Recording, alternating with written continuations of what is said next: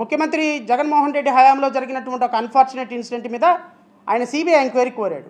ఈ సిబిఐ ఎంక్వైరీని మీరు ఎందుకు యాక్సెప్ట్ చేయలేదు? కేంద్ర ప్రభుత్వంలో ఉన్నటువంటి భారతీయ జనతా పార్టీ మాధవ్ని అడుగుతున్నాను నేను.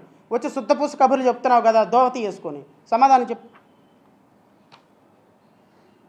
రాష్ట్ర ప్రభుత్వాన్ని అడుగుతున్నా, హిందువుల యొక్క ధర్మాన్ని పరిరక్షించడానికి మీరు నిలబడ్డారు అని చెప్తున్నారు కదా, హిందూ ధర్మ పరిరక్షణ ఇదేనా? చెప్పేదేమో శ్రీరంగ నీతులు, చేసేదేమో అన్నీ యదవ పనులు. ఇప్పటికైనా మారండి, ఇప్పటికైనా మారండి.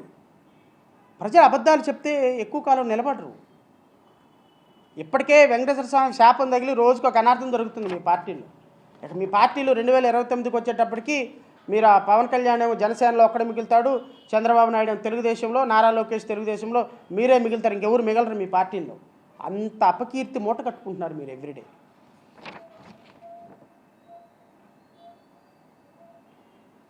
అంత అపకీర్తి మీరు రోజు మూట కట్టుకుంటున్నారు. ఈరోజు హిందువుల మీద ఒక అన్ఫార్చునేట్ ఇన్సిడెంట్ జరుగుతుంది, దాన్ని మీరు చట్ట ప్రకారం అడ్రస్ చేయాలి. దాన్ని మీరు దోషులను పట్టుకొని ఇంకోసారి జరగకుండా చూడాలి. ఎవ్రీడే ఒక అంబేద్కర్ విగ్రహం కూలబడుతుంది. మరి మాట్లాడారా ఏ రోజైనా మీరు? దోషులను పట్టుకొని వాళ్ళకి కఠినమైన శిక్షలు వేస్తున్నారా? అంబేద్కర్ రాజ్యాంగం మీద ప్రమాణం చేసి మీరు ఉప ముఖ్యమంత్రి, మంత్రులు అయ్యి ఈరోజు పరిపాలన చేస్తున్నారు.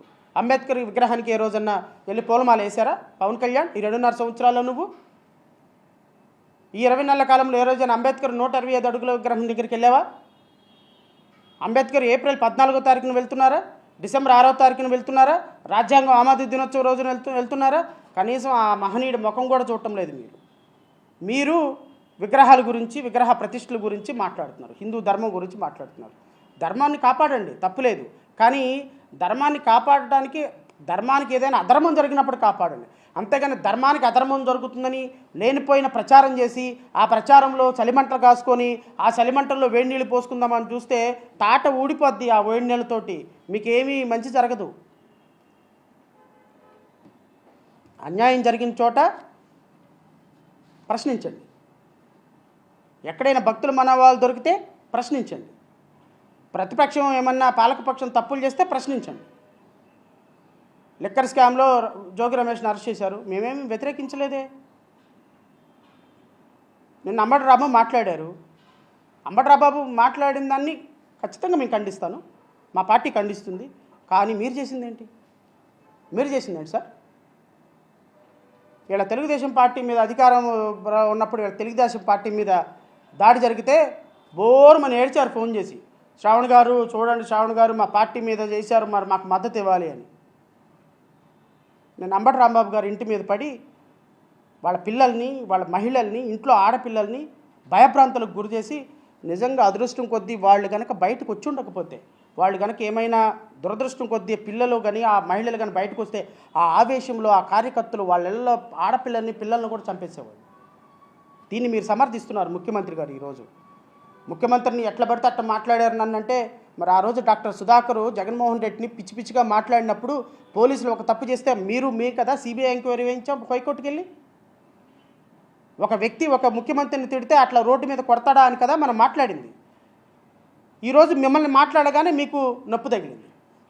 అంబటి రాంబాబు ఇంటి మీదకి ఎమ్మెల్యేలని, మినిస్టర్లని కత్తులు, గొడ్డళ్ళు, కడాలు ఇచ్చేసి ఆడపిల్లల మీద, చిన్నపిల్లల మీద అఘాయిత్యం చూపించేటువంటి సిగ్గులేని ప్రభుత్వాన్ని ఇంకా మీరు సమర్థిస్తున్నారు సార్.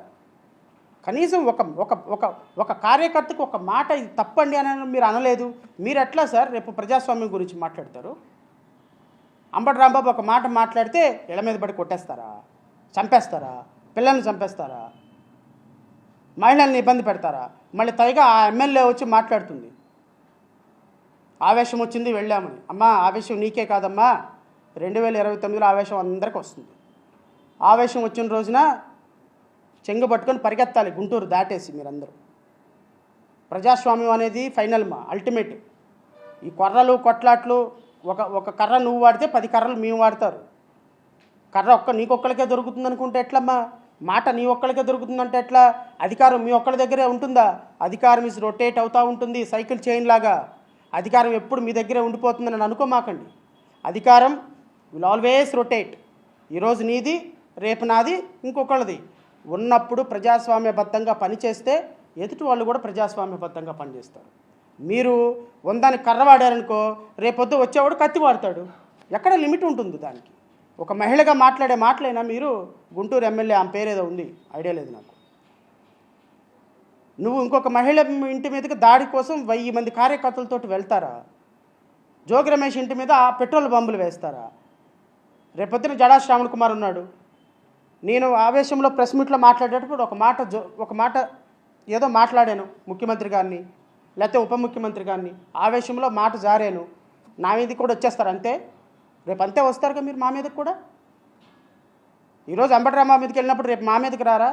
అందుకనే మీరు అధికారంలో ఉన్నప్పుడు ప్రజాస్వామ్యాన్ని కాపాడాల్సినటువంటి మీరు ఇలా దాడులు చేస్తుంటే ప్రతిపక్ష పార్టీలంతా ఒకటి కావాలంటాను. ఈ దాడి ఈరోజు అంబటరామా మీద జరిగింది, రేపొద్దు నా మీద జరుగుతుంది, రేపొద్దు ఇంకొకటి మీద జరుగుద్ది. ఒక్కసారి సోషల్ మీడియా ఓపెన్ చేస్తే ప్రధానమంత్రి మోడీని అమ్మనాబూతులు తిడుతుంటారు అందరూ. ఎంతమంది ప్రధానమంత్రి మోడీకి సంబంధించిన మద్దతుదారులు వాళ్ళ ఇళ్ల మీద పడి కొట్టాలండి? చట్టం తన పని తాను చేసుకొని పోవాలి. చట్టం తన పని చేసుకోకుండా ముఖ్యమంత్రి చంద్రబాబు నాయుడు కర్ర, ముఖ్యమంత్రి చంద్రబాబు నాయుడు కార్తిక్ కార్యకర్త, ముఖ్యమంత్రి చంద్రబాబు నాయుడు ఎమ్మెల్యే తన పని తాను చేశాడు అంటే రేపొద్దున ఆ ఎమ్మెల్యేకి ఏ రాజ్యాంగం ఏం కర్ర ఏ కత్తి పని చేయాలో ఆ కత్తి పని చేస్తుంది.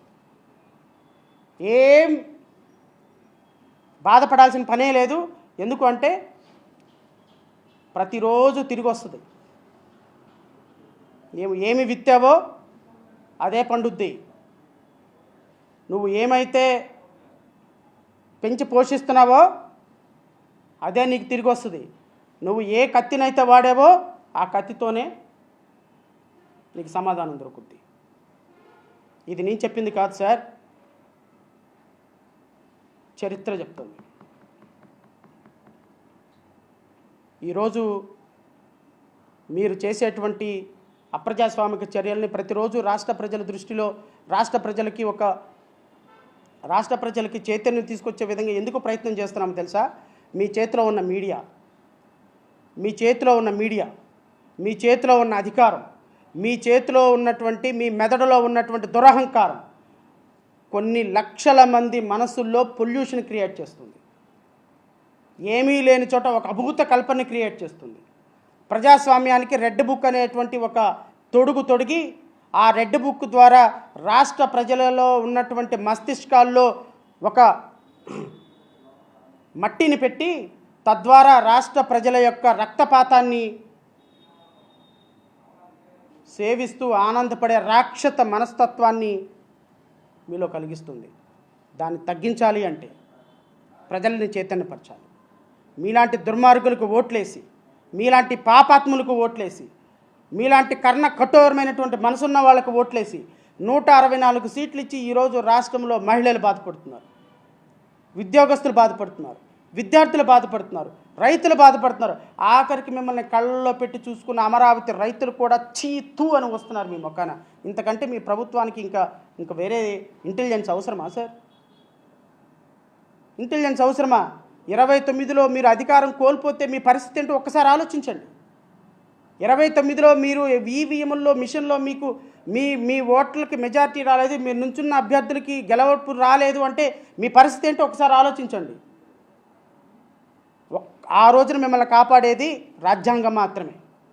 ఆ రోజున నేను చెప్తున్నా, 2029లో మీరు అధికారం కోల్పోతే జడా శ్రావణ్ కుమార్ లాంటి ఏ ప్రజాస్వామ్యవాది మీరు కనీసం కాళ్ళు పట్టుకొని బతిలాడినా అయ్యో పాపం అనే పరిస్థితుల్లో కూడా మీరు ఉండరు. ఎందుకో తెలుసా? రెడ్ బుక్ రాజ్యాంగ సృష్టికర్త నారా లోకేష్ రాజ్యాంగవాదుల్ని, రాజ్యాంగ శక్తులు అన్నింటినీ కూడా దూరం చేసుకునేటట్టు పరిపాలన చేస్తారు. ఇక ఈసారి మీకు కాదు కదా, మీరు మీ పరిసర ప్రాంతాల్లో మీకు మద్దతు ఇచ్చే అవకాశం ఏ ప్రజాస్వామ్యవాదికి ఉండదు. ఎందుకో తెలుసా? అంతగా మీరు ప్రజాస్వామ్యాన్ని కూనీ చేసేటువంటి పరిపాలన చేస్తున్న సందర్భంలో మీలాంటి దుర్మార్గులకి, మీలాంటి దుష్టులకి మద్దతు ఇచ్చి మీరు మీద జరుగుతున్న దాడిని ఖండించే పరిస్థితుల్లో కూడా మేము ఉండం. మీరు అనుకోవచ్చు బొంగ్యాలు మీరు ఖండించకపోతే మాకేమైద్ది అని. ఏమీ కాదు. మీరు ఇలాగే అనుకోవాలి, మేము ఇలాగే అనాలి. 29లో దేవుడు చూడాలి. సో రాష్ట్ర ప్రజలకి నాకు తెలిసినటువంటి ఇన్ఫర్మేషన్ చెప్పే ప్రయత్నం చేశాను.